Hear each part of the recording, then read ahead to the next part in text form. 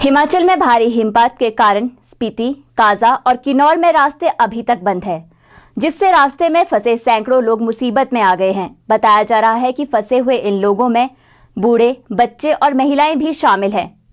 अपनी इस परेशानी को लेकर सभी को आस है तो सरकार को चाहिए कि जल्द से जल्द इन लोगों को वहां से निकाला जाए। अधिक बर्फबारी ने हिमाचल के ऊपरी क्षेत्रों के जनजीवन को रोक दिया है, जिसके चलते यातायात, बिजली, पानी और दूरसंचार सुविधाएं बिल्कुल ठप हो गई हैं। सैकड़ों लोग शिमला जिले के रामपुर और किन्नौर जिले के रिकांगपिओ में फंसे हैं। इनमें से अधिकतर लोग तीर्थ यात्रा से वापस आ रहे थे। तीर्थ यात्रा पर गए लोगों में अधिकतर महिलाएं, बूढ़े और बच्चे हैं। उनका कहना है कि रास्ता खतरों से भरा है और किसी भी समय ग्लेशियर गिर सकते हैं। हम लोग तीर्थ यात्रा के लिए गए हुए थे। अचानक बर्फ पड़ने के कारण 7 तारीख से हम लोग जो है रामपुर में फंसे हुए हैं। हम 61 लोग हैं, जिनमें से कई महिलाएं, कई बुजुर्ग भी हैं जो चल नहीं पाते हैं, जिनके पास पैसे भी ख़त्म हो गया है। अब चलने के लिए रोड में ग्लेशियर का भी बहुत ज़्यादा खतरा है, इसलिए हम लोग जा नहीं सकते हैं। काफी दिनों से वहां फंसे होने के कारण यात्रियों के पास पैसे भी खत्म हो चुके हैं और रामपुर में फंसे 60 से अधिक लोगों ने एसडीएम से मिलकर जल्द से जल्द इस समस्या को सुलझाने की गुहार लगाई है। वहीं दूसरी तरफ लाहौल स्पीति और किन्नौर जिलों में भी सैकड़ों लोग इस परेशानी को झेल रहे हैं। रिकांगपिओ में भी दर्जनों लोग स्पीति के फंसे हैं। वे पीओ में डीसी से भी मिले और हवाई सेवा की मांग उठाई। तीर्थ यात्रा पे गए थे और जिसमें स्पीति और किन्नौर के लोग हैं, जो 60 आदमी है टोटल। तो स्पीति के 30 आदमी हैं और अभी इधर आपने शिमला साइड हम चाहते हैं कि हमारे लोगों को यहाँ से सरकार जल्द से जल्द हेलीकॉप्टर की व्यवस्था करके काजा और नाको में पहुँचाएं। रामपुर से विशेषर नेगी की रिपोर्ट। पर्यावरण के संरक्षण के लिए जहां केंद्र व प्रदेश सरकार द्वारा अनेकों कार्यक्रम चलाए जा रहे हैं, वहीं पर्यावरण जागरूकता में सामाजिक संस्थाएं भी पीछे नहीं है। सिरमौर जिला मुख्यालय नाहन में पर्यावरण सोसाइटी पिछले करीब 12 सालों से पर्यावरण के संरक्षण के लिए प्रयासरत है। पेश है एक रिपोर्ट। सोसाइटी द्वारा समय समय पर अनेकों जागरूकता कार्यक्रम आयोजित किए जाते हैं। यही नहीं, सोसाइटी द्वारा अपने स्तर पर व स्कूली बच्चों के माध्यम से सफाई अभियान भी चलाए जाते हैं। इसी दिशा में सोसाइटी द्वारा नाहन में एक जागरूकता कार्यक्रम आयोजित किया गया। इस कार्यक्रम में सोसाइटी के सदस्यों ने स्कूली बच्चों को पर्यावरण संबंधी जानकारी दी।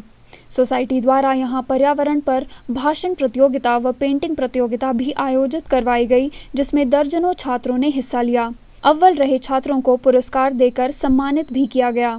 पर्यावरण सोसाइटी के अध्यक्ष सुरेश जोशी ने बताया कि सोसाइटी द्वारा समय समय पर अनेकों तरह के पर्यावरण संबंधी कार्यक्रम आयोजित किए जाते हैं, ताकि पर्यावरण को स्वच्छ व सुंदर रखा जा सके।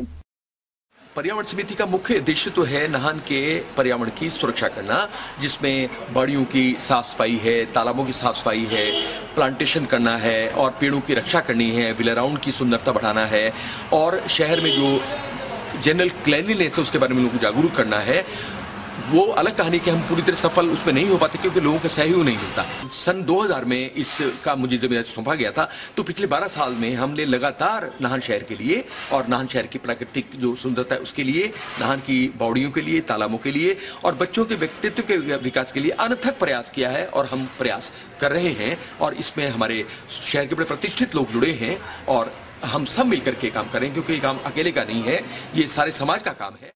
नाहन से हिमाचल आजकल के लिए सतीश शर्मा की रिपोर्ट।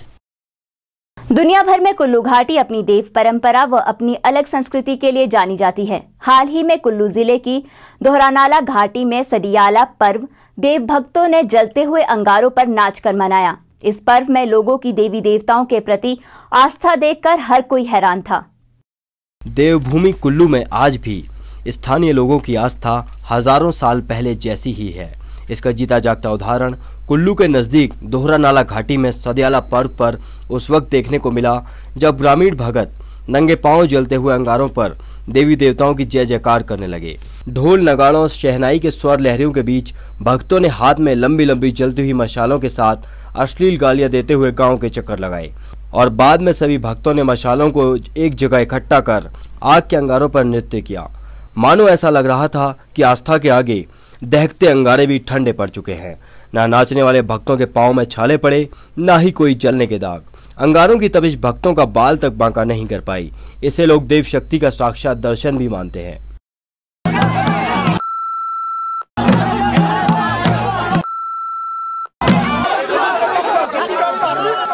आदि ब्रह्मा देवता की परंपरा से जुड़ा है। आदि ब्रह्मा के 3 सिद्धियालय हुआ करते हैं, एक न्यूल में, एक खोकन में, और खोकन और न्यूल में कभी अंगारों पर स्थानीय कारकुन नहीं चलते हैं। जो भाकली का सिद्धियालय है, इसमें कारकुन आके अंगारों पे कूदते हैं। स्थानीय लोगों को देवता आदि ब्रह्मा की शक्ति पर अटूट विश्वास है, जिसके कारण चाहे बर्फबारी हो या बारिश, ये परंपरा हर हाल में निभाई जाती है। इसमें महिलाएं भी उपस्थित रहती हैं तथा अश्लील गालियों को सुनती हैं। हिमाचल आजकल के लिए कुल्लू से मनमिंदर अरोड़ा की रिपोर्ट।